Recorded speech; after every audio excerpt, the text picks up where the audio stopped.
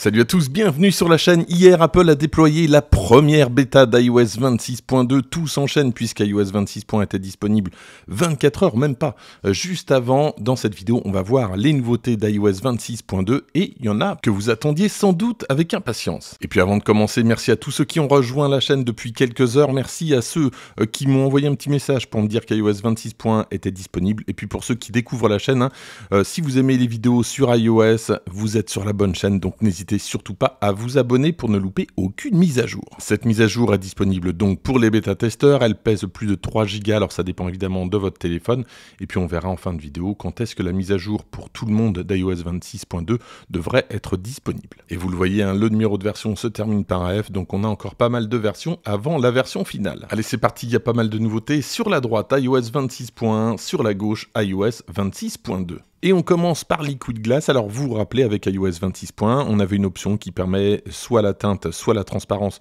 pour Liquid Glass. Et ici, Apple apporte à nouveau une petite modification dans l'écran de verrouillage. Lorsqu'on modifie les couleurs de l'affichage de l'heure, donc tout à gauche, on a un truc qui s'appelle couleur vive. Et regardez, maintenant, on a la possibilité avec ce curseur de gérer le niveau de givre, ou en anglais Frosted Glass Look. Je vais rester en français, mais en tout cas, donc plus il est sur la gauche, plus ça va vous rappeler un petit peu la première version pour ceux qui aimaient bien d'iOS 26 où c'était vraiment très transparent. La question, c'est de savoir si Apple va nous mettre des petits curseurs un petit peu partout. Ça, je sais pas, je suis pas persuadé, mais en tout cas, on voit bien que la question du Liquid Glass n'est toujours pas réglée. Il y en a qui apprécient la transparence vraiment accrue, d'autres non. Bon, bah écoutez, c'est pas si mal que ça finalement de pouvoir régler ça. On continue avec une nouveauté qui concerne l'application Rappel et que j'attendais avec impatience. Alors ici, je suis dans l'application Rappel et ce que je vais faire, donc, c'est que je vais créer un nouvel événement. Je vais donc activer la date. On va également activer l'heure. Et regardez, il y a une nouvelle option qui fait son apparition qui s'appelle Urgent. Et quand je vais cliquer dessus, je vais voir ce que me propose cette nouveauté. Regardez, ça me propose d'avoir tout simplement une alarme. Alors l'avantage de ce truc-là, plutôt que d'avoir un rappel, vous savez que vous pouvez, donc vous avez votre rappel, mais forcément vous ne le voyez peut-être pas si vous êtes en mode concentration ou même silencieux. Et bien là, cette nouvelle option va permettre de passer au-dessus de tout ça et d'avoir une alarme, donc une vraie alarme, qui va vous prévenir de votre rappel, et comme ça, impossible de le louper. Et franchement, moi j'en ai loupé des rappels comme ça. Je trouve ça vraiment étonnant que ça n'arrive que maintenant finalement, mais en tout cas, c'est vraiment une bonne chose. N'hésitez pas à me dire dans les commentaires ce que vous en pensez. Autre nouveauté, ça concerne l'application Podcast qui rentre dans une autre dimension, mais il semblerait en tout cas que ça soit pour le moment uniquement aux États-Unis, en tout cas en langue anglaise. J'ai fait quelques tests avec des podcasts français et j'ai pas eu vraiment les mêmes résultats. Alors vous le voyez, donc quand vous allez lancer l'application Podcast pour la première fois, vous allez avoir cette pancarte qui va vous annoncer que, entre autres, vous avez la possibilité de voir des chapitrages automatiques, un accès aux mentions directement depuis la transcription et un accès rapide aux liens partagés. Alors ce qui m'étonne, c'est que cette pancarte est directement traduite en français, donc j'imaginais qu'on allait avoir donc ces nouveautés dans l'application Podcast. Alors je vais tester évidemment sur les prochains jours, mais pour l'instant, voilà ce qu'on peut en dire, mais uniquement, en tout cas pour ce que j'ai pu tester, uniquement disponible sur des podcasts américains. Alors ici, sur la droite, iOS 26.1 et iOS 26.2 se trouvent sur la gauche. Et vous le voyez, donc automatiquement, il y a eu un chapitrage de réalisé sur la partie iOS 26.2 avec un nom. Et regardez, lorsque je vais cliquer juste ici, je vais avoir donc tous mes chapitres. Et franchement, c'est super pratique. Alors ça se fait automatiquement, je clique sur l'un des chapitres et j'arrive directement au bon endroit. On va vraiment gagner du temps, en tout cas pour ceux qui écoutent beaucoup de podcasts. Je trouve ça vraiment génial. Dommage que pour l'instant, en tout cas, je n'ai pas réussi ça en français. J'ai tenté également des podcasts un petit peu plus longs, notamment d'1h30, parce que effectivement, un podcast de 5 minutes pour le chapitrer, c'est un peu compliqué.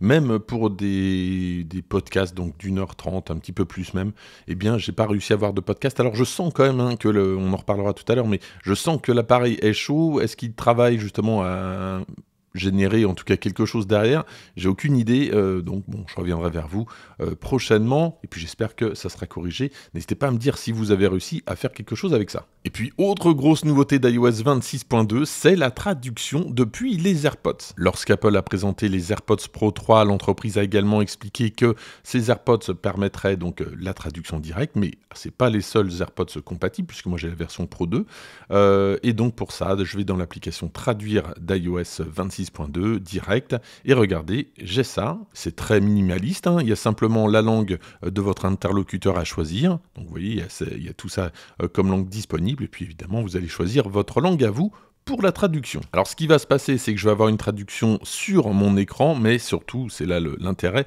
directement dans mes AirPods. Alors si vous faites ça avec 2 AirPods, évidemment, ça peut fonctionner. Là, j'ai fait simplement le test donc avec les AirPods dans les oreilles. Je vais mettre le podcast américain que j'écoutais tout à l'heure, donc pour le test précédent. Et c'est parti, voilà.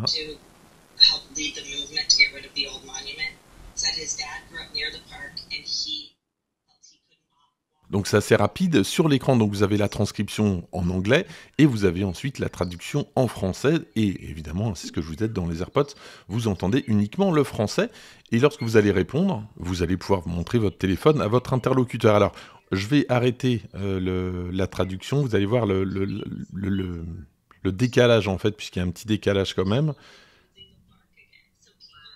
Donc, je vais arrêter. Voilà, donc il n'y a plus rien, mais ça continue toujours au niveau de la traduction sur l'écran. J'entends toujours dans les écouteurs. Donc là, il y a à peu près une dizaine de secondes de décalage. Et donc là, ça a compris que je parle en français, donc la transcription se fait en français, et j'ai la traduction juste en dessous que je vais pouvoir montrer à mon interlocuteur. Comme ça, je fais mon test. Donc vous l'avez compris, hein, il y a un tout petit décalage, c'est pas énorme, mais globalement, je trouve que ça fonctionne vraiment très bien. C'est une très bonne nouveauté. Suite à cette mise à jour, j'ai eu quand même un iPhone qui chauffait un petit peu, mais pas énormément, c'est vite reparti. Et puis je vous disais tout à l'heure aussi, lorsque j'étais en train d'utiliser les podcasts, là aussi il y a eu un petit coup de chauffe. Est-ce qu'il y a une indexation qui se fait quelque part? Bon, je vous le dirai un petit peu plus tard. En tout cas, bon, rien d'extraordinaire pour cette mise à jour. Alors la question maintenant, c'est de savoir si faut-il installer iOS 26.2, en tout cas en version bêta, avant la sortie finale. C'est vrai que ça se comprend, il y a quand même pas mal de nouveautés intéressantes, notamment pour ceux qui ont envie d'utiliser la traduction avec les AirPods. J'ai pas rencontré de bugs particuliers pour l'instant, pas de problème de batterie, là aussi c'est un petit peu court. Par contre, s'il y a un tout petit bug, ça concerne plutôt VoiceOver, soyez vraiment prudents pour ceux qui utilisent les fonctions d'accessibilité. Souvent avec les nouvelles versions, on peut avoir de mauvaises surprises. Globalement, donc, avec VoiceOver, j'ai eu quelques ralentissements, des fois des choses qui ne sont pas étiquetées. Enfin, tout n'est pas parfait, c'est pas insurmontable évidemment, mais en tout cas, soyez prudents. Concernant la sortie d'iOS 26.2 pour tout le monde, alors aujourd'hui on est le 5 novembre, donc c'est le 70e anniversaire d'ailleurs de la découverte du convecteur temporel par Doc, eh bien je pense que cette mise à jour devrait être disponible dans à peu près 6 semaines, donc autour du 20 décembre, quelque chose comme ça, peut-être un petit peu avant Noël. C'est rare qu'Apple quand même fasse des mises à jour importantes pendant la période de Noël, donc généralement c'est un petit peu avant. Le 15, ça me paraît un petit peu tôt, pourquoi pas donc le 22. Merci en tout cas d'avoir suivi cette vidéo jusqu'au bout, n'hésitez pas à la liker, à la partager si vous avez aimé, et moi je vous dis à très bientôt pour d'autres vidéos.